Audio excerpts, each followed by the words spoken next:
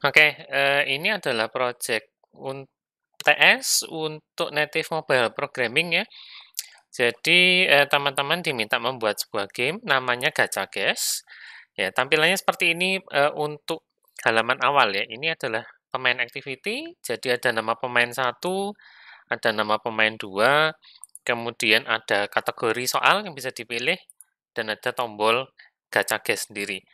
Ya, nanti pemain harus memasukkan nama pemainnya terlebih dahulu dua-duanya.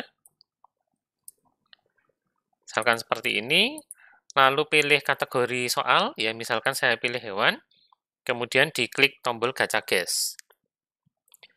Maka pindah ke main activity, ya, munculkan kategori hewan di sini, gilirannya selalu pemain pertama dulu, skornya 0, kemudian, nah ini sudah dirandomkan satu buah soal, ya, ada 5 huruf, ya ini jawabannya koala, jelas. Tampilkan juga petunjuknya, hint-nya di sini, ya. Tiap pemain pada gilirannya itu harus menekan tombol gacha terlebih dahulu. Ya, kalau tombol gacha diklik, maka randomkan nilai potensial bagi pemain tersebut ya. Lalu dalam 10 detik kemudian dia harus menebak. Ya, kalau tidak berhasil menebak maka tulisan waktu habis ya. Di sini muncul tulisan ganti giliran dan gilirannya sekarang ganti ke pemain kedua ya, yaitu si beruang. Sama, beruang harus tekan tombol gacha dulu ya, bikinkan animasi selama 3 detik. Lalu dia bisa menebak hurufnya. Misalkan saya tebak huruf K. Ya, kalau ditebak dan jawabannya benar, munculkan huruf K pada underscore yang tepat ya, misalkan di sini. Saya akan gacha lagi. Ya, misalkan ketemu 200, saya jawab A, maka A-nya muncul 2 kali, skornya berarti nambah 200 kali 2, ya, karena ada 2 hurufnya benar, tadi skornya 500, tambah 2 kali 200, jadi 900. Ya, demikian seterusnya, sampai semuanya berhasil terjawab dengan benar. Ya, kalau misalkan pada layar ini lalu si beruang menekan tombol back, ya, harus keluar seperti ini, yakin mau keluar, kamu otomatis kalah lo ya. Kalau ditekan batal, tidak terjadi apa-apa.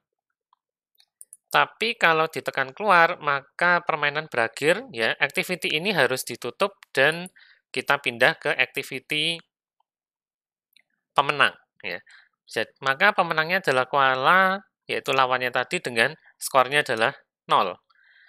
Ya, untuk main lagi tekan back di HP ya, maka kalau saya tekan back di sini, tidak boleh kembali ke main activity, tapi harus langsung kembali ke layar depan seperti ini. Ya, lalu bisa diulang lagi ya, ngisikan nama pemain yang baru, pilih kategori yang baru, maupun main lagi. Ya, misalkan saya akan jawab ini sampai benar dulu ya.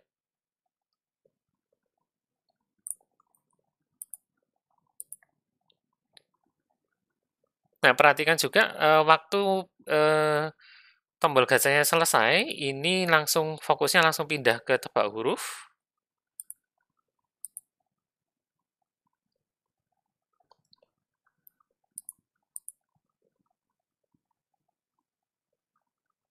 Nah, kalau dapat song, maka gilirannya langsung pindah ke pemain yang kedua, ya. Kalau sekarang gilirannya pemain pertama dapat song, pindah ke pemain kedua. Kalau pemain dua dapat song, maka dia harus mengakhiri gilirannya dan gilirannya pindah ke pemain pertama. Demikian seterusnya.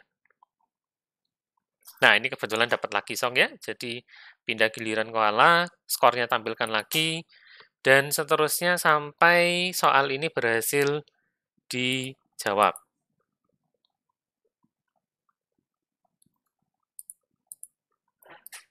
Ya, saya akan selesaikan sampai soalnya terjawab. Nah, ini yang terakhir, begitu pemain menekan tombol guess dan soal ini terjawab, ya, maka munculkan sebuah dialog permainan berakhir dengan tombol hore seperti ini. Kalau tombol hore-nya diklik, maka layar ini harus ditutup ya, main activity-nya harus ditutup dan munculkan pemenang activity, munculkan nama pemain yang menang dan skornya berapa. Ya, jadi itu minimal yang harus dibuat. Ya, kurang lebih seperti ini. Pengembangannya nanti bisa teman-teman lakukan misalkan seperti ini. Ini belum ada pengembangannya ya. Saya akan coba randomkan sekali lagi. Oh, belum. Nah, ini.